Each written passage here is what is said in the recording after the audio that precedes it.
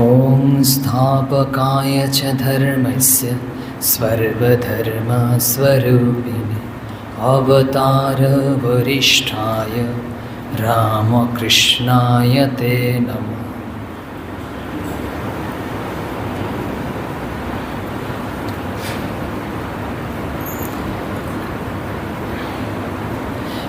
যিনি হচ্ছেন সব কিছুর নিয়ন্তা, যার অস্তিত্বের উপর সব কিছু নির্ভর করে, তো তাকে বোঝানোর জন্য আমরা কতগুলো শব্দ বা নাম ব্যবহার করি,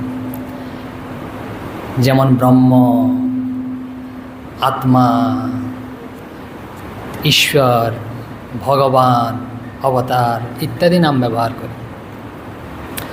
যখন স্বাভাবিকত প্রচলিত ভাষায় ব্যবহার করি তখন ঠিক আছে, সব ক্ষেত্রেই যার যেরকম ইচ্ছা ব্যবহার করা যায়। কিন্তু যখন আমাদের জিজ্ঞেস করা হয়, যে প্রশ্ন করা হয় যে কখন আমরা ব্রহ্ম বলবো সেই পরম সত্তাকে, কখন ঈশ্বর বলবো, কখন ভগবান বলবো, কখন আত্মা বলবো, কখন অবতার বলবো, তখন আমরা একটু সমস্যায় পড়ে যাই যে কখন বলবো, কোনটা নাম।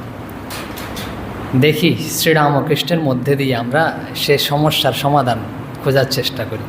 শ্রীরামকৃষ্ণ কি বলছেন দেখি। শ্রীরামকৃষ্ণ বলছেন, জ্ঞানীরা যাকে ব্রহ্ম বলে, যোগীরা তাকেই আত্মা বলে, আর ভক্তরা তাকেই ভগবান বলে। আর খুব সুন্দর একটা উপমা ব্যবহার করেছেন তিনি, এটা বোঝানোর জন্য তার কথাটা। বলছেন, একই ব্রাহ্মণ যখন পূজা করে তার নাম হয় পূজারী, আর যখন রাঁধে তখন তাকে বলা হয় রাঁধুনি ব্রাহ্মণ। একই ব্রাহ্মণ। তা আপনাদের ভাষায় প্রচলিত হচ্ছে, ধরুন একজন, আপনারা অফিসে কাজ করেন অনেকে, যখন অফিসে থাকেন হয়তো আপনাদেরকে বলা হয় স্যার বা অন্য নামে সম্বোধন করা হয়। আর সেই একই ব্যক্তি যখন ঘরে আসেন তখন হয়তো কেউ বাবা বলে বা অন্য নামে সম্বোধন করে।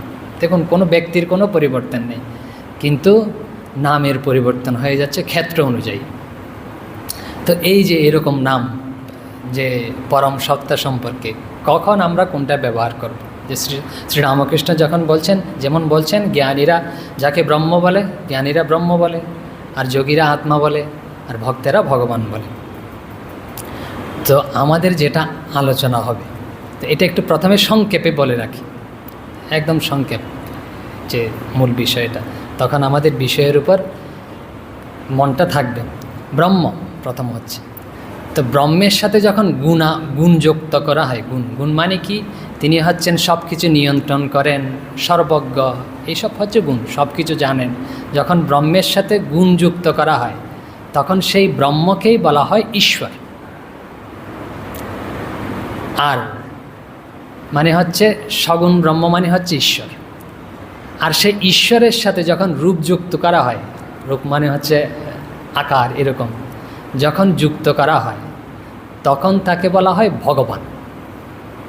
তাহলে কি দাঁড়ালো, ব্রহ্মের সাথে গুণ যুক্ত হয়েছে, তারপর রূপ যুক্ত হয়েছে, তার মানে হচ্ছে সগুণ সাকার ব্রহ্ম, মানে হচ্ছে ভগবান।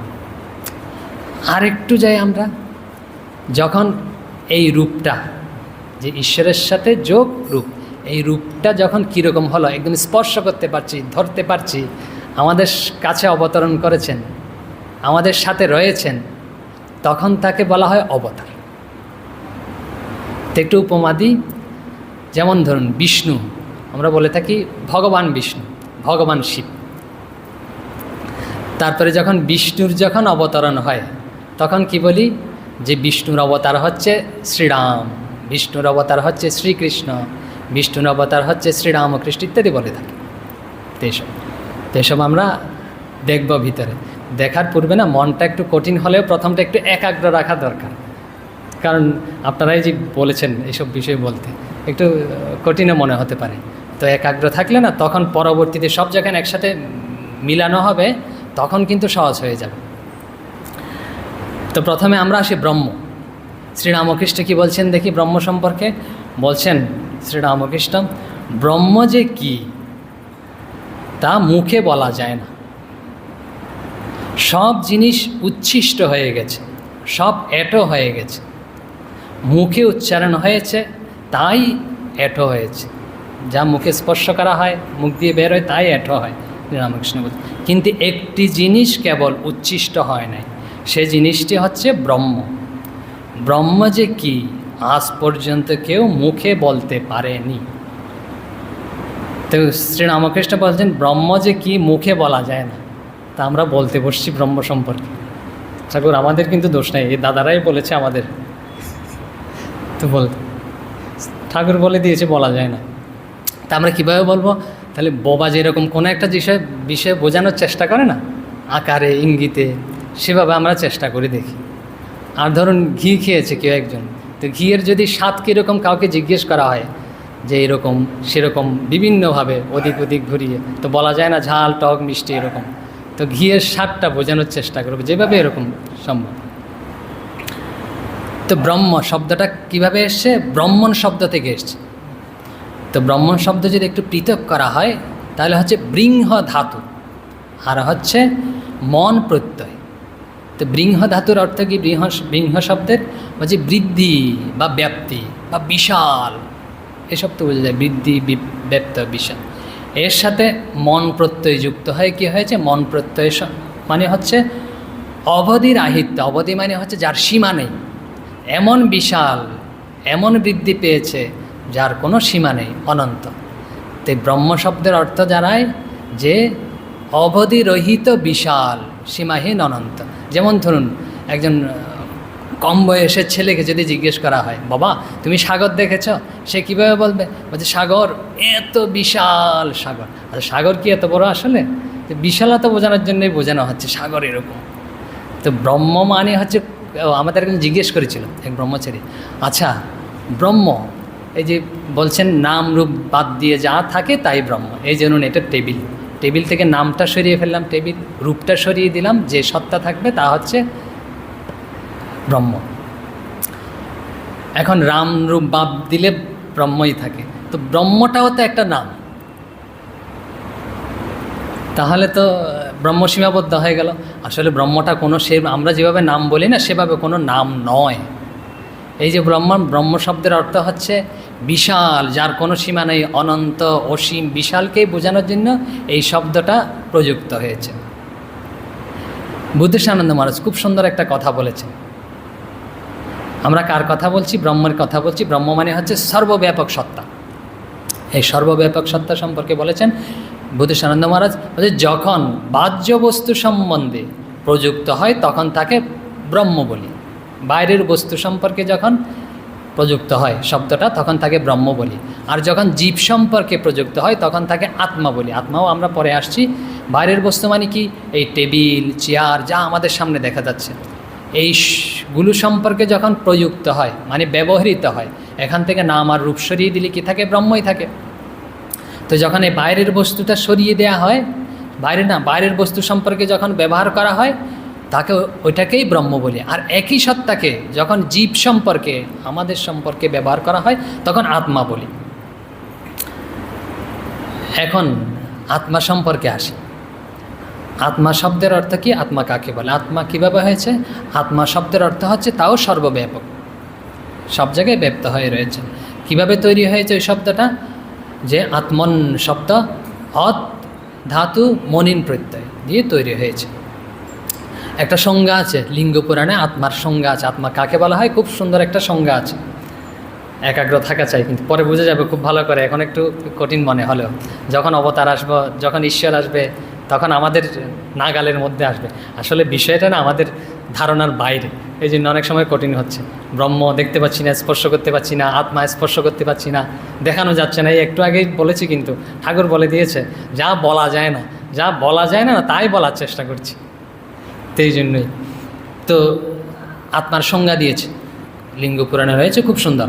বলে ইয়ৎ আপনৌতি ইয়ৎ আদত্তে ইয়চ্চ অতি বিষয়ানয়ম যচ্চ ঐস্য সততং ভাব তস্মৎ আত্মা নিরুচ্যতে মানে হচ্ছে তাকে আত্মা বলা হয়। কাকে বলছে? ইয়ৎ আপনৌতি, যাহা আপনৌতি। আপনৌতি মানে হচ্ছে সব জায়গায় ব্যপ্ত হয়ে রয়েছেন, যা সব জায়গায় ব্যপ্ত হয়ে রয়েছেন তাকেই আত্মা বলা হয়।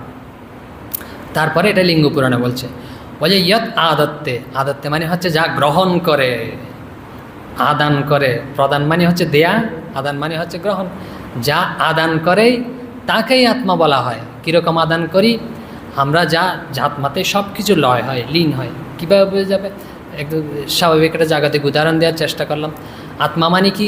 আত্মা মানে একটু পরেই বলবে, আত্মা মানে হচ্ছে আমি, আমার যে ভিতরের সত্তা রয়েছে এটাই হচ্ছে আত্মা। আমরা আসলে দেহটাকে আত্মা মনে করছি, ওইটা তো হচ্ছে দৃশ্য, আত্মা হচ্ছে দ্রষ্টা। আমি কি করলাম? আমি চোখ বন্ধ করলাম, তাহলে আমার কাছে জগৎ আছে? জগৎ নেই, আপনারা কেউ নেই। বলছে আমরা তো বসে আছি, তা কিন্তু আমাদের আসলে তো চোখ বন্ধ করলাম মানে চলে গেল। যদি চিরতরে বন্ধ করা হয় তাহলে তো একদমই গেল। তাহলে হচ্ছে লয় হওয়া মানে, গ্রহণ করা মানে হচ্ছে এরকম লীন হয়ে যাওয়া। আত্মাতেই সব কিছু লয় হয়, লীন হয় বলে তাকে বলা হয় আদান গ্রহণ। আর কি? ইয়চ্ছ অতি বিষয়ান, যে সব বিষয় ভোগ করে, দেহের মধ্যে থেকে সব বিষয় ভোগ করে। কীরকম? তিনিই তো মূল সত্তা, ভিতরে আমাদের ভিতরে রয়েছে। কি করে? আমরা খাচ্ছি, অনুভব হচ্ছে, পড়ছি, অনুভব হচ্ছে, ফ্যানের বাতাসটা, পাখাটা অনুভব হচ্ছে, সব কিছু অনুভব হচ্ছে, অনুভূতি হচ্ছে, ভোগ করছি, তা হচ্ছে তিনিই করছেন। এই যিনি সব কিছু ভোগ করেন দেহের মধ্যে থেকে, তিনিই আত্মা। তারপরে বলছেন কি? যস্য ইস্য সততং ভাব, সততং মানে হচ্ছে অবিচ্ছিন্ন, যাকে বিচ্ছিন্ন করা যায় না। বিচ্ছিন্ন মানে হচ্ছে এখানে আছে ওখানে নেই, এরকম নয়, অবিচ্ছিন্নভাবে রয়েছে, তিনিই আত্মা। তাহলে কি দাঁড়ালো আত্মার সংজ্ঞা? বলছে যা সর্বব্যাপক, সব জায়গায় রয়েছে, যিনি যাতে সব কিছু লয় হচ্ছে, লীন হচ্ছে, গৃহীত হচ্ছে, এবং যিনি সব কিছু অনুভব করছে, এবং যিনি সততং রয়েছে, অবিচ্ছিন্নভাবে রয়েছে, তিনিই হচ্ছেন আত্মা। এই আত্মাটা মানে হচ্ছে আমি আত্মা। আমি মানে দেহ আত্মা নয়, দেহটা তো দৃশ্য, দৃশ্য কখনো আত্মা হতে পারে না। তো এইসব ব্যাখ্যায় যাচ্ছি না। একই কথা ভূতেশানন্দ মহারাজ বলেছেন, একটু আগেই বলেছি, যে এই সর্বব্যাপক সত্তাতে যখন জীবের উপর প্রযুক্ত করা হয়, জীব সম্বন্ধে যখন বলা হয় তখন তাকে আত্মা বলা হয়। আর যখন এই বাইরের বস্তু সম্পর্কে, টেবিল চেয়ার এই সম্পর্কে যখন বলা হয় তাকে বলা হয় ব্রহ্ম। এখন ঈশ্বর আর একটা শব্দ আছে, ঈশ্বর। আমরা প্রথমে একটু বলেছি ঈশ্বর, ঈশ মানে আমরা জানি নিয়ন্তা, যিনি সব কিছু নিয়ন্ত্রণ করছেন, তাই হচ্ছেন ঈশ্বর। বেদান্তে একটা খুব সুন্দর সংজ্ঞা রয়েছে। কী সংজ্ঞা? ঈশ্বর কাকে বলা হয় সংজ্ঞা বলছেন, বলছে সমষ্টি অজ্ঞান উপহিত চৈতন্যকে ঈশ্বর বলা হয়। বলছে খুব কঠিন মনে হয়ে গেল। অজ্ঞান শব্দটা বোঝা যাচ্ছে, চৈতন্য মানে হচ্ছে যার চেতনায় সব কিছু চৈতন্যময় হয়ে রয়েছে, যাতে অনুভব। চৈতন্য মানে কি? চিৎ, চিৎ মানে হচ্ছে জ্ঞান, জ্ঞান মানে হচ্ছে অনুভব। আমরা যেই সত্তার ফলে সব কিছু অনুভব করছি, বোধ হচ্ছে, জ্ঞান হচ্ছে, তাই হচ্ছে চৈতন্য। আর মানে হচ্ছে অজ্ঞান, অজ্ঞান উপহিত চৈতন্য। অজ্ঞান মানে হচ্ছে যেটা আমরা ধরতে পারছি না, প্রকৃত জিনিস। অজ্ঞানে থাকলে, অন্ধকারে থাকলেই তো প্রকৃত জিনিস ধরা পড়ে না। তো অজ্ঞান উপহিত চৈতন্য, অজ্ঞানের সাথে যখন চৈতন্য যুক্ত হয় তখন তাকে ঈশ্বর বলা হয়। ওই যে অজ্ঞান কি? এটাকে আমরা বলছি টেবিল। আসলে পারমার্থিক সত্য কি? পরম সত্তা হচ্ছে, এটা তো টেবিল নয়, একটু আগে বলা হয়েছে এটা ব্রহ্ম। তো অজ্ঞান ঢেকে দিয়েছে বলেই এটাকে টেবিল বলছি। এই সম্পূর্ণ জগতের ক্ষেত্রে যেটা খাটে, এই সম্পূর্ণ জগৎটা আমাদের কাছে প্রতিবাদ হচ্ছে যেভাবে, যে সম্পূর্ণ জগৎ সমষ্টি, সেটাকেই বলা হয় ঈশ্বর। একদম একসাথে সবটা মিলে। এখন আরও পরিষ্কারভাবে বোঝানোর জন্য বলেছিলাম সগুণ, গুণযুক্ত হবে। কি গুণ? ঈশ্বরের গুণগুলো সর্বজ্ঞ, তিনি সব কিছু জানেন। তারপরে কি? সর্বেশ্বরত্ব, আমাদের তিনি প্রেরণ করছেন, এটা করো, এটা করবে না, এভাবে আমাদের প্রেরণ করছেন। তারপর কি? সর্বনিয়ন্ত্রিত, তিনি নিয়ন্ত্রণ করছেন আমাদের। তারপর কি? অন্তর্যামী, অন্তর্যামী মানে হচ্ছে, অন্তর মানে হচ্ছে ভিতরে, যামী মানে হচ্ছে জানা। বুদ্ধিরূপে আমাদের যে বুদ্ধি রয়েছে, বুদ্ধিকেই তিনি পরিচালনা করছেন, এটা এরকম, এটা সেরকম, ওটা ওরকম। এই যে যিনি পরিচালনা করছেন আমাদের মধ্যে থেকে, তিনি ঈশ্বর। তারপরে কি? একটা শব্দ দিয়েছে শেষে, বলছে অব্যক্ত। বলছে তিনি যদি আমাদের এরকম করে থাকেন, তাহলে আমরা ধরতে পারছি না কেন, জানতে পারছি না কেন, এরকম দেখতে পাচ্ছি না কেন তাকে? বলছে তিনি হচ্ছেন অব্যক্ত। অব্যক্ত মানে হচ্ছে প্রমাণের অগোচর, মানে হচ্ছে ইন্দ্রিয়ের অগোচর। তাকে প্রমাণ করা যাবে না, ইন্দ্রিয় দিয়ে এরকম অনুভব করা যাবে না, এরকম ধরা যাবে না, এরকম দেখা যাবে না। এই জন্যই তিনি সব কিছু করছেন, কিন্তু যাকে আমরা ধরতে পাচ্ছি না, দেখতে পাচ্ছি না, তাই হচ্ছে ঈশ্বর। তো ব্রহ্মের সাথে যখন গুণ যুক্ত করা হয়, গুণ মানে কি, এই সর্বনিয়ন্ত্রিত, সর্বজ্ঞত্ব, এসব যখন গুণ যুক্ত করা হয় তখন তাকে ঈশ্বর বলে। একটা কাছাকাছি উদাহরণ দিতে পারি আমরা কিছুটা বোঝানোর জন্য, কিন্তু উদাহরণটা একদম যুক্তিপূর্ণ নয়। ধরুন কি আছে, শক্তি। শক্তি কি, এই যে কি আছে, ইলেকট্রিসিটি না, তা আমরা দেখতে পাচ্ছি না, তো আলোর ফ্যানের মধ্যে দিয়ে প্রকাশ পাচ্ছে, ঠিক আছে, কিন্তু দেখতে পাচ্ছি না, তো ধরতে পারছি না, দেখতে পাচ্ছি না, কিন্তু ওইটা তো রয়েছে, অনুভব করতে পারছি। এই যে ঈশ্বর রয়েছে কিভাবে অনুভব হচ্ছে, সব কিছু যার মধ্যে দিয়ে নিয়ন্ত্রিত হচ্ছে, যিনি সব কিছু নিয়ন্ত্রণ করছে, এই নিয়ন্ত্রণটা আমরা তো বুঝতে পারছি মোটামুটি। এই নিয়ন্ত্রণটাই হচ্ছে গুণ। এটা যখন যুক্ত হয় ব্রহ্মের সাথে তখন তাকে ঈশ্বর বলা হয়। এখন আমাদের কাছাকাছি অনুভবের জিনিস সব আসছে, বলছে এখন আসছি ভগবান। ভগবান কাকে বলা হয়? ভগবান কাকে বলা হয়? বিষ্ণু পুরাণে খুব সুন্দর আমাদের পরিচিত একটা বিষ্ণু পুরাণে শ্লোক রয়েছে, ওইটা আমরা প্রথমে উল্লেখ করছি। তারপরে শ্রীরামকৃষ্ণ কী বলেছেন, শঙ্করাচার্য কী বলেছেন, এসব দেখব। বিষ্ণু পুরাণে কী রয়েছে, ঈশ্বরস্য সমগ্রস্য ধর্মস্য যশস শ্রিয় বৈরাগ্যস্য আত মোক্ষস্য সন্ন্যাং ভগবতীরানং। বলছে সমগ্র কি ঐশ্বর্য যার মধ্যে রয়েছে, আমরা কিছুদিন পূর্বে একটু করেছিলাম আলোচনা, যে সমগ্র ধর্ম যার মধ্যে রয়েছে, সমগ্র যশ যার মধ্যে রয়েছে, সমগ্র শ্রী যার মধ্যে রয়েছে, সমগ্র বৈরাগ্য যার মধ্যে রয়েছে, তারপরে সমগ্র মোক্ষ মানে হচ্ছে জ্ঞান, ঠিক জ্ঞান যার মধ্যে রয়েছে, বলছে তাকেই ভগবান বলা হয়, এই ছয়টাকে। আর এই ছয়টার মধ্যে না সব ঐশ্বর্য একসাথে যুক্ত রয়েছে। ভগবান বলেছিলাম, ভগবানই হচ্ছে ঐশ্বর্য, সকল ঐশ্বর্য। বান মানে হচ্ছে যুক্ত থাকা, সমাহার, যুক্ত সমাহার আছে এই অর্থে। তো ভগবান মানে হচ্ছে যার মধ্যে সব ঐশ্বর্য রয়েছে, তাকেই ভগবান বলা হয়। আচার্য শঙ্কর বলছেন, একটু দেখি কি বলছেন, বলছে জ্ঞান ঐশ্বর্য শক্তি বল বীর্য তেজবি। বলছে জ্ঞান, ঐশ্বর্য, বল, তেজ, বীর্য, এগুলো সব যার মধ্যে রয়েছে তিনি হচ্ছে ভগবান। এখন শ্রীরামকৃষ্ণ সহজ ভাষায় বলেছে, শ্রীরামকৃষ্ণটা আরও ভালো বোঝা যাবে আমরা আশা করছি। শ্রীরামকৃষ্ণ কি বলছেন দেখি, বলছে এই যে দেখতে পাচ্ছি জীব জগৎ, মন, বুদ্ধি, ভক্তি, বৈরাগ্য, জ্ঞান, এসব হচ্ছে তার ঐশ্বর্য। এগুলো যখন তার থাকে তখন তাকেই আমরা ভগবান বলি। জ্ঞান থাকবে, অনন্ত জ্ঞান, ভক্তি থাকবে, বৈরাগ্য থাকবে, এসব যখন থাকবে তখন তাকে আমরা ভগবান বলি। আরও একটা কথা শ্রীরামকৃষ্ণ বলছেন যিনি ব্রহ্ম তিনিই ভগবান। এখন ব্রহ্মটা ভগবান কিভাবে হলো তাও বলছে, যখন ঐশ্বর্যপূর্ণ তখন ভগবান, যখন গুণাতীত নিষ্ক্রিয় তখন ব্রহ্ম, আর যখন ঐশ্বর্যযুক্ত হচ্ছে তখন তাকেই ভগবান বলছে।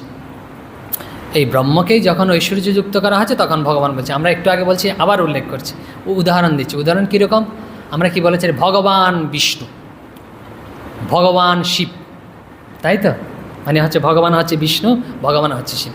তো বিষ্ণু রূপ আছে, তো বিষ্ণুকে এখানে দেখা যাচ্ছে? দেখা যাচ্ছে না। বিষ্ণুকে ধ্যানে উপলব্ধি করতে হয়, সরাসরি স্থূল শরীর। বলছে স্থূল শরীর যখন আসবে তখন কি হয়ে যাবে বিষ্ণুটা, আমরা পরে আসছি। তাহলে ভগবান মানে হচ্ছে যার সব ঐশ্বর্য রয়েছে। তাহলে কি দাঁড়ালো, ব্রহ্মের সাথে কি যুক্ত হচ্ছে, ব্রহ্মের সাথে গুণ যুক্ত হচ্ছে, তখন ঈশ্বর হয়ে যাচ্ছে। আর গুণের সাথে যখন এরকম বিষ্ণুর আকার, শিবের রূপ এরকম যখন যুক্ত হয়ে যাচ্ছে তখন আমরা তাকে ভগবান বলছি। তারপরে এখন আসে অবতার। শ্রীরামকৃষ্ণ কি বলছেন দেখি অবতার সম্পর্কে, বলছে পূর্ণ ব্রহ্মরূপ বৃক্ষ থেকে অসংখ্য অবতার হচ্ছে যাচ্ছে। একটা গল্পও বলেছেন শ্রীরামকৃষ্ণ, আমরা গল্পটা উল্লেখ করছি। শ্রীরামকৃষ্ণ বলেছেন যে অর্জুন শ্রীকৃষ্ণকে বলছেন তুমি হচ্ছে পূর্ণ ব্রহ্ম। তখন শ্রীকৃষ্ণ বলছেন ওই দেখতে পাচ্ছ দূরে? বলছে কী দেখতে পাচ্ছি? বলছে একটা গাছ দেখতে পাচ্ছ, বৃক্ষ, হ্যাঁ দেখতে পাচ্ছি, একটা কালো গাছ দেখা যাচ্ছে। বলছে একটু কাছে যাও। তো কাছে গিয়ে দেখছি গাছে ধরে রয়েছে, কি ধরে রয়েছে? বলছে কালো কালো সব জাম। যখন শ্রীকৃষ্ণ বলছেন অর্জুনকে আরেকটু কাছে যাও, তখন শ্রীকৃষ্ণ গিয়ে দেখছেন ওই গাছে না সব কৃষ্ণ ধরে রয়েছে, ঝুলে ঝুলে থলো থলো হয়ে কৃষ্ণ সব ধরে রয়েছে। বলছে দেখলে এই যে বৃক্ষ দেখতে পাচ্ছ, এটা হচ্ছে পূর্ণ ব্রহ্ম, আর এখান থেকে অসংখ্য অবতার হচ্ছে যাচ্ছে হবে। শ্রীকৃষ্ণ শ্রীরামকৃষ্ণ এই কথাটার উপর ভিত্তি করে বলছেন পূর্ণ ব্রহ্মরূপ বৃক্ষ, এই দেখালাম উদাহরণ, পূর্ণ ব্রহ্মরূপ বৃক্ষ, ওখান থেকে অসংখ্য অবতার হচ্ছে যাচ্ছে। কিভাবে হচ্ছে? শঙ্কর বলছেন, আচার্য শঙ্কর, স্বমায়া দেহবানীব জাতৈব। এই যে ব্রহ্ম কি হয়েছে? স্বমায়া মায়া মানে হচ্ছে নিজের মায়ার দ্বারা, নিজের মায়ার দ্বারা যেন দেহ ধারণ করেছেন, যেন জন্মগ্রহণ করেছেন। তো যেন একটা বলার দরকার কি? যেন বলার দরকার আছে। যেন শব্দটার মানে জানেন? ঠাকুর শ্রী রামকৃষ্ণ প্রথমেই বলেছেন জ্ঞানীরা তাকে কি বলে? ব্রহ্ম বলে। তো জ্ঞানীদের কাছে কিন্তু অবতার নেই, অবতার নেই। জ্ঞানীরা তাকে ব্রহ্মই বলবে। আর অবতার কারা বলছি? অবতার মানে হচ্ছে শরীর ধারণ করেছে, শ্রীকৃষ্ণকে অনুভব হচ্ছে এরকম। শ্রীকৃষ্ণ যখন শ্রীরামকৃষ্ণকে ধরা যাচ্ছে, দেখা যাচ্ছে এরকম শ্রীরামকৃষ্ণ যখন অবতীর্ণ হয়েছেন। তো আমাদের মতো আমাদের শরীর রয়েছে, যখন আমাদের মতোই আমরা দেখতে পাই আরেকটা শরীর রয়েছে, তখন তাকে বলি দেহবান, জন্মগ্রহণ করেছে, দেহ ধারণ করেছে। কাদের জন্য? যাদের দেহ রয়েছে তাদের জন্য দেহবান হয়েছে। আমাদের দেহ রয়েছে, আমাদের জন্যই দেহবান হয়েছেন, জন্মগ্রহণ করেছেন। এই জন্য বলছেন যেন জন্মগ্রহণ করেছেন, কারণ আমাদের জন্য জন্মগ্রহণ করেছেন। ওই যে জ্ঞানী, তাদের জন্য তো জন্মগ্রহণ করেনি। এই জন্য তো শুধু যদি বলা হতো জন্মগ্রহণ করেছে, দেহ ধারণ করেছে, এটা কিন্তু কথাটা ঠিক যুক্তিযুক্ত হতো না। ওই যেনটা যুক্ত করে সবার জন্য যুক্তিযুক্ত করে দিয়েছে। ঠাকুর বলছেন, শ্রীরামকৃষ্ণের কথা আবার আসে আরেকটু সহজ করে, বলছে শ্রীরামকৃষ্ণ বলছেন ঈশ্বর যুগে যুগে মানুষ রূপে অবতীর্ণ হন। যে ঈশ্বর বলেছিলাম প্রথমেই গুণযুক্ত হয়ে, তারপরে যখন অবতীর্ণ হন তখন তাকে অবতার বলছি। গীতায় ভগবান বলছেন কী জন্য অবতীর্ণ হন? ধর্ম সংস্থাপনার্থায় সম্ভবামি যুগে যুগে। শ্রীরামকৃষ্ণ বলছেন যুগে যুগে অবতীর্ণ হয়। ভগবান একই কথা বলছেন, শ্রীকৃষ্ণ বলছে যুগে যুগে অবতীর্ণ হয়। তাহলে যিনি অবতরণ করেন, নেমে আসেন, তাকে অবতার বলি। যিনি দেহ ধারণ করেন, আমরা এরকম স্পর্শ করতে পারি, তার সাথে সরাসরি কথা বলতে পারি, তখনই তাকে অবতার বলা হয়। এখন আমরা দেখি প্রথমে যেটা বলেছিলাম, যে ব্রহ্মের সাথে গুণযুক্ত করলে ঈশ্বর হয়, তাকে বলা হয় সগুণ। ব্রহ্ম সমান ঈশ্বর। ঈশ্বরের সাথে যখন দেহ যুক্ত করে দিই, এরকম শরীর একটা, মানুষের শরীর হোক, স্থূল শরীর হোক, মানে কারণ মৎস্য অবতার হিসেবেও তিনি এসেছিলেন, তো শরীর যখন যুক্ত করে দিই, সে ঈশ্বরটাই অবতার হয়ে যান।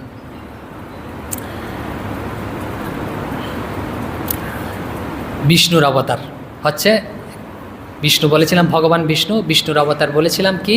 বিষ্ণুর অবতার হচ্ছে শ্রীরাম অবতার, বিষ্ণুর অবতার হচ্ছে শ্রীকৃষ্ণ অবতার, তারপরে শিবের অবতার, ভগবান শিবের অবতার হচ্ছে আচার্য শঙ্কর, শিবের অবতার হচ্ছে স্বামী বিবেকানন্দ, এসব রয়েছে। এখন কিভাবে আমরা অনুভব করি? অবতারটা অনুভব করা সোজা। অবতার কিভাবে অনুভব করি? দেখতে পাই যখন তিনি জন্মগ্রহণ করেন না, স্থূল শরীর থাকে, একদম দেখা যায়, স্পর্শ করা যায়, দর্শন করা যায়, তখন তাকে অবতার বলি। আর ভগবান ধ্যানে উপলব্ধি হয়, যখন ধ্যান গভীরতর ধ্যান হয়, তখন বিষ্ণুকে আমরা অনুভব করি ধ্যানে, তার রূপ অনুভব করি, দর্শন করি, শিবের রূপ অনুভব করি, দর্শন করি, তখন তাকে ভগবান বলি। ঈশ্বর কিভাবে অনুভব করি? ঈশ্বর ধরা যাচ্ছে না, কিন্তু প্রথমেই বলা হয়েছে অব্যক্ত, ইন্দ্রিয়ের গোচর নয়, প্রমাণ করা যাবে না। বলছে ঈশ্বরের সাথে তন্ময়তা বোধ হয়। তন্ময় মানে হচ্ছে তাতেই ময়িত হয়ে যাওয়া, ময়ের প্রত্যয়।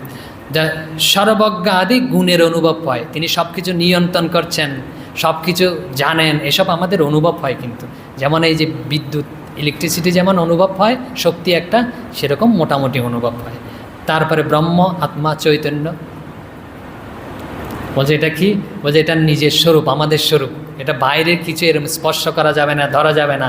এই স্বরূপ বলে, নিজের স্বরূপ বলে অপরোক্ষ অনুভূতি করতে হয়। অপরোক্ষ মানে হচ্ছে, পরোক্ষ মানে হচ্ছে অন্যের দ্বারা জানা, প্রত্যক্ষ মানে হচ্ছে নিজে এরকম জানা ইন্দ্রিয় দিয়ে। পরোক্ষ হবে না, অপরোক্ষ হবে না, প্রত্যক্ষ হবে না, অপরোক্ষ হবে। একটা শ্রীরামকৃষ্ণের উদাহরণ শেষে ব্যবহার করছে, যেটা করলেই অনেকটা সহজ হয়ে যাবে। শ্রীরামকৃষ্ণ বলেছেন, কি উদাহরণ দিয়েছেন? একটা হচ্ছে বরফ, আর একটা হচ্ছে জল, আর একটা হচ্ছে বায়ু, বাতাস। বাতাসটাই তো ঘনীভূত হয়ে জল হয়, আর জলটা যখন আরও ঘনীভূত হয় তখন তার বরফ হয়, আমরা ধরতে পারি, স্পর্শ করতে পারি, আমাদের গোচর হয়। যখন বরফ হয় না, বরফ কত ডিগ্রিতে হয়? 0 ডিগ্রি সেলসিয়াস তাপমাত্রায় বরফ হয়। ওই অবস্থাকে বলা হয় ভগবান। আমাদের গোচর হয়েছে, ধ্যানে অনুভব করছি। আচ্ছা, বরফটাকে যদি আরেকটু তাপমাত্রা কমিয়ে দেওয়া হয়, শিলাবৃষ্টি হয়, দেখেছেন? শিলাবৃষ্টি নাকি মাইনাস কত 20 ডিগ্রি সেলসিয়াস তাপমাত্রায় বরফটা যখন এরকম হয় তখন আকাশে জমে, আর ওইটা শিলা আকারে নিচে পরে আর কি অবতরণ হয়। বিশ্বে যেতে হবে, শূন্যতে হবে না, শূন্যতে হলে গলে গলে বৃষ্টি হয়ে যাবে। তো যখন এরকম নিচে অবতরণ করার পরেও আমরা এইসব উদাহরণ ছাড়া আর কোথায় পাবো? ঠাকুর বলেছে বলা যাবে না। যখন অবতরণ করার পরেও আমরা ধরতে পারি, স্পর্শ করতে পারি, আমাদের নাগালের মধ্যে এরকম বরফের মতো 20 ডিগ্রি সেলসিয়াস তাপমাত্রার বরফের মতো, তখন তাকে অবতার বলি।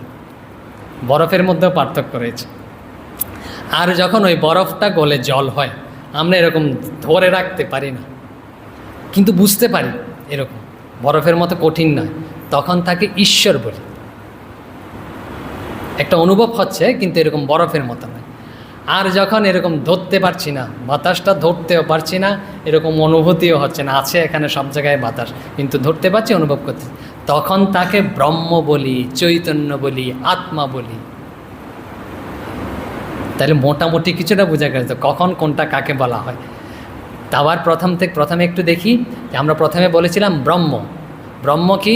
ব্রহ্ম হচ্ছে সর্বব্যাপক যে সত্তা রয়েছে, সব জায়গায় ব্যপ্ত হয়ে রয়েছে। শ্রীরামকৃষ্ণ বলেছেন যাকে মুখে বলা যায় না, এটাও হয়নি, তাই হচ্ছে ব্রহ্ম। উদাহরণ দিয়েছিলাম বাতাসের মতো, আত্মাও ঠিক একই প্রকৃতির। তো ব্রহ্ম বাইরের বস্তু সম্পর্কে যখন আমরা প্রয়োগ করি ওই শব্দটা, যে এই চেয়ার টেবিল থেকে নামরূপ সরিয়ে দিলে যা থাকে তাই হচ্ছে ব্রহ্ম। আর সেই ওই একই সত্তাকে যখন আমরা জীবের উপর প্রয়োগ করি, ভূতেশানন্দ মহারাজ বলছেন প্রত্যেক প্রাণী জীবের উপর প্রয়োগ করি, তখন তাকে বলা হয় আত্মা। দোনোটাই আমাদের স্থূল ইন্দ্রিয়ের গোচর নয়। আর যখন এই ব্রহ্মের সাথে গুণ যুক্ত করা হবে, সগুণ ব্রহ্ম, তখন তাকে ঈশ্বর বলি। আর সেই ঈশ্বরের সাথে যখন একটা রূপ যুক্ত হবে, আকার, ঠিক আছে, আকার বা রূপ যুক্ত হবে, তখন আমরা ভগবান বলি। ভগবান কি?